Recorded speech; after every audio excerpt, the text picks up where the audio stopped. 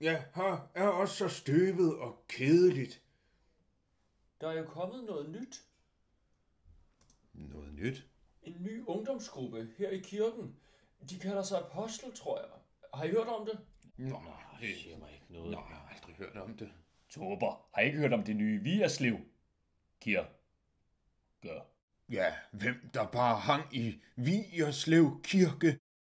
Der er både lyst og dejligt. Det hedder jo vær. Det slår apostel med længder. Det er tvendig. Hørt. Amen, brother.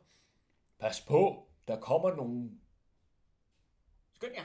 Gem jer. Skynd jer nu, gør det. Det gør jeg så.